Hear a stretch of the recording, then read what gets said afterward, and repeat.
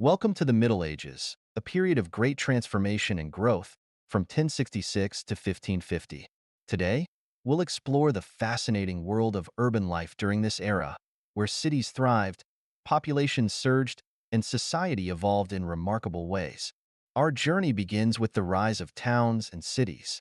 By 1200, London was already a bustling metropolis with a population of around 40,000, growing to 80,000 to 100,000 by 1300.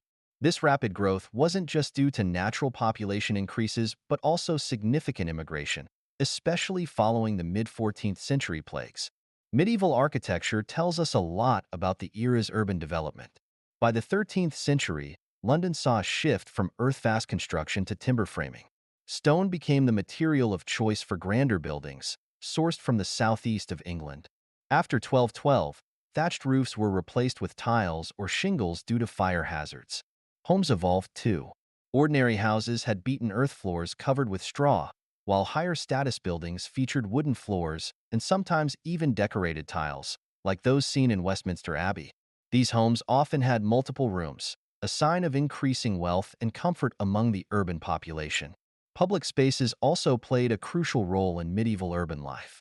Markets, town squares, and guild halls were centers of social and economic activity.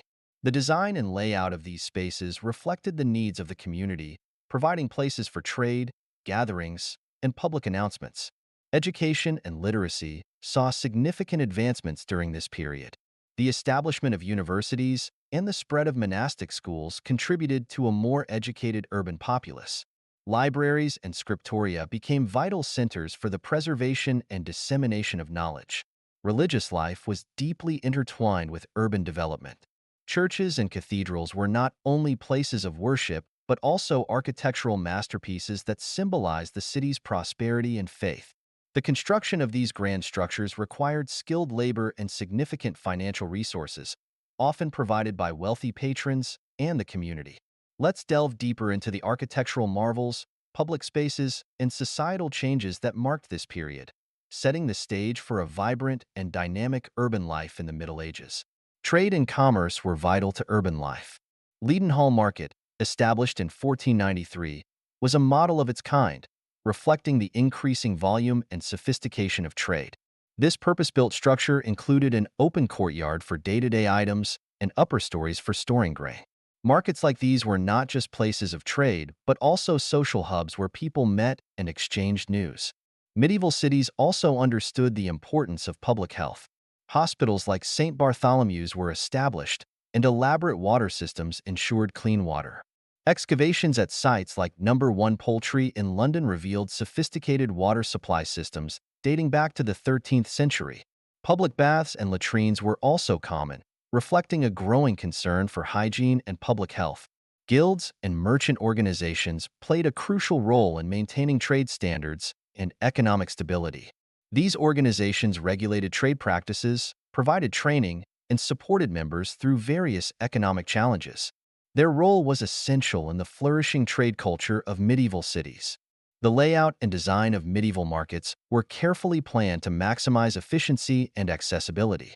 Stalls were often organized by type of goods sold, making it easier for buyers to find what they needed. The busiest markets could be quite crowded, with merchants calling out to attract customers and the air filled with the sounds of haggling and commerce. In addition to trade and health, medieval cities invested in infrastructure to support their growing populations. Roads and bridges were constructed or improved to facilitate movement and trade. City walls and gates were also important features, providing security and control over who entered and left the city. Public health initiatives extended beyond just water and sanitation. During times of plague, cities implemented quarantines and other measures to prevent the spread of disease. The establishment of pest houses and isolation wards reflected the growing understanding of contagion and the need to protect the broader population. Furthermore, the role of apothecaries and early medical practitioners was crucial in medieval urban health. These individuals provided remedies and treatments for various ailments, combining herbal knowledge with emerging medical practices. Their work was essential in managing both everyday health issues and outbreaks of disease. Community health was also supported by religious institutions. Monasteries and churches often provided care for the sick and needy, acting as early forms of hospitals. This charitable work was seen as a religious duty, and many of these institutions became centers of medical knowledge and care. Let's take a closer look at how these markets and public health systems were organized and their impact on daily life in medieval cities. The intricate network of trade, health, and infrastructure laid the foundation for the thriving urban centers of the Middle Ages.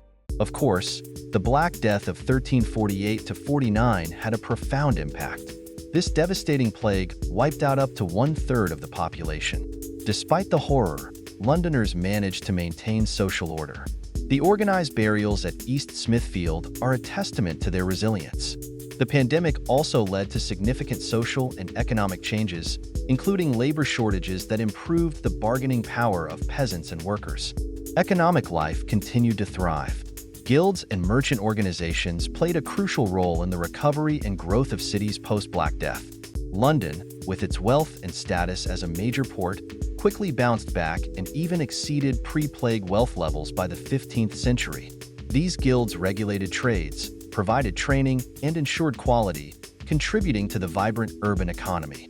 The immediate aftermath of the Black Death saw a dramatic reduction in population, leading to a surplus of goods and a drop in prices.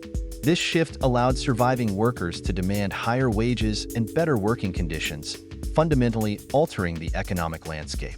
Additionally, the Black Death triggered significant changes in land use and agriculture. Many fields were left fallow due to the lack of labor, and some estates were consolidated as landowners struggled to maintain profitability. This period also saw the rise of tenant farming and sharecropping as landowners adapted to the new economic reality. The social fabric of medieval cities was also transformed. The dramatic population loss led to a sense of upheaval and questioning of established norms.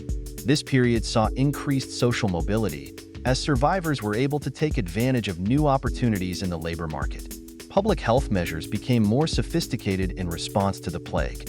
Quarantine practices, isolation of the sick, and sanitation improvements were implemented to prevent further outbreaks.